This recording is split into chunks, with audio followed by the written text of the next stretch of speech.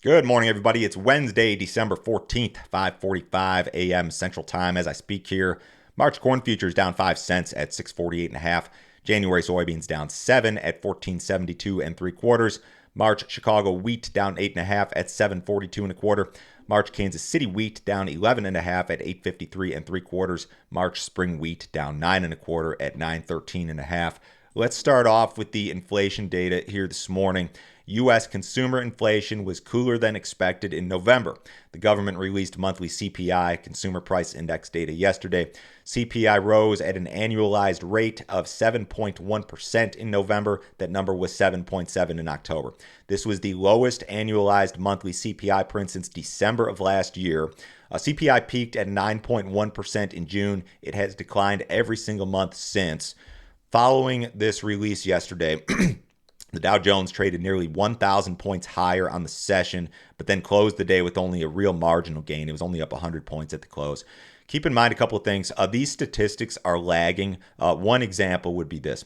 The CPI report indicated that gasoline prices were up 10% versus November of last year. In real time, the national average gas price is actually 10 cents or 11 cents lower than it was a year ago. So I think inflation is actually easing further into the month of December here. These numbers are accurate as of November, the CPI print. So that's one thing to be aware of. One of the implications here one of the implications is that the U.S. dollar fell sharply following the report. Traders are scaling back their expectations regarding the Fed, rate hikes, all of that stuff, and that's a factor that will make the greenback weaker versus other global currencies if it's realized. Your most well-followed version of the dollar index traded its lowest level since June. The relationship between the U.S. dollar and commodities has been very odd this year. So in a normal year, and this is not a normal year, in a normal year, a weak dollar is bullish commodities and vice versa. This year, I just don't know if that's the case. I discussed that in detail in my premium video yesterday. If you guys are not signed up for the premium subscription, you should check this out. The title of the video was "The U.S. Dollar Doesn't Matter," and that's a bit hyperbolic, I think. But I talked about the relationship and why it's been very, very odd this year. One example is this. During the first 6 months of the year, commodities and the U.S. dollar rallied sharply simultaneously. You've got the situation where we had inflation. So, the long commodity trade was kind of a hot topic or hot deal among speculators early in the year. But at the same time, the Fed was raising rates to tame inflation, which caused the dollar to rally. It's an odd setup. It doesn't happen very often.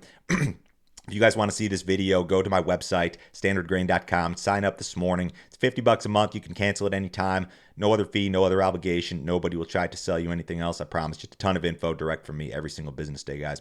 So now that we've got CPI out of the way, we've got the Fed out today with an interest rate announcement. The two-day meeting ends today, so at 1 o'clock p.m. Central Time, you'll see an interest rate announcement. Market watchers generally expect a half-point hike to the Fed fund rate following 4 consecutive 75 basis point hikes.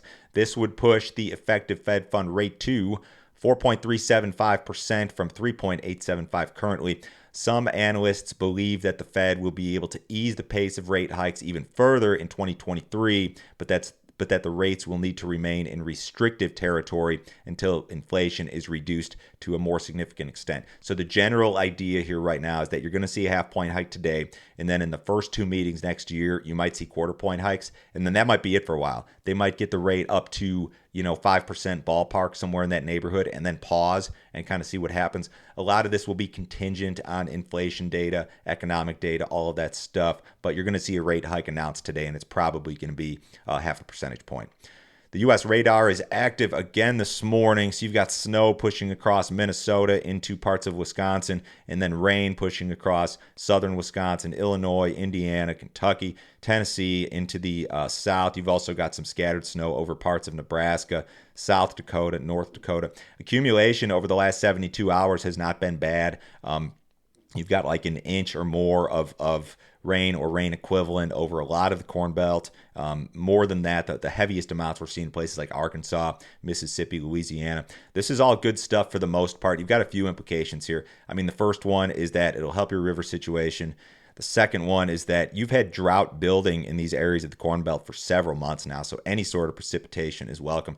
The third one, maybe not so great, is that if you caught this snow up north and you got a lot of it, it may slow grain movement. It could have some basis implications depending. But all in all, I'd say that the precipitation is a good thing. Looking at the next 7 days, just the kind of eastern part of the Corn Belt, eastern part of the country, we'll see some additional precipitation, and I think most of this is going to come out of that system that's on the radar here this morning. Argentina has some better rain chances in the extended period. Most of your corn and soybean growing areas in Argentina are going to be dry through Christmas, but then like in the week between Christmas and New Year's, they're expecting some additional rains and some better rain chances for these key corn and soybean growing areas in Argentina. So we're kind of in a weather market, I think, in soybeans to some extent. So this is could be a helpful deal. Now that's a ways out. You're talking 10 days out. So that forecast is subject to change, but it does look a little bit better for Argentina this morning. A whole bunch of Brazil is going to catch some heavy rains here over the next couple of weeks. Southern Brazil is the exception. And if there is a problem in Brazil, that's your problem area is the far southern areas. China's COVID situation is messy, so the virus is spreading pretty rapidly across the country as Beijing eases restrictions.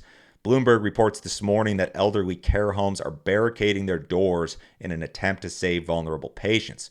Local governments are enforcing rules on the care homes, no new entries, no new exits. It's kind of similar to the lockdowns that they did on the factories over the last couple of years. Bloomberg Intelligence believes that China could see 5 million people hospitalized and up to 700,000 deaths after abandoning the COVID zero policy. So a lot of people, myself included, wonder, what does China do next? Is there a chance that they revert to the old lockdown system if this gets bad enough? And probably most importantly to you guys, could demand for soybeans, crude oil, things like that, could it be impacted? Will it continue to be impacted? This is a story worth watching for sure. USDA reported a flash sale of soybeans yesterday. U.S. exporters sold 140,000 metric tons, that's 5.1 million bushels, of soybeans to unknown destinations for delivery during the current marketing year. We've seen 4 such flash sales of soybeans reported so far in the month of December, 2 to China, 2 to unknown destinations. Accumulated U.S. soybean export commitments for the current marketing year are just fractionally higher than they were the same date last year. They are the 4th best of the last 10 years. Today's last trading day for December grain futures, guys. Make sure you take a look if you have any remaining open positions. Cattle market was marginally higher yesterday. Not really much cash cattle trade, no trend established there. In the outside markets, the U.S. dollar's off a little bit. Stock market marginally lower. The S&P's down 2. The Dow Jones down 11. Gold's off $8. Bonds, treasuries are kind of mixed here. Crude oil is up 83 cents, and the January WTI 76.22 last trade. Have a great day, guys. I will talk to you on Thursday.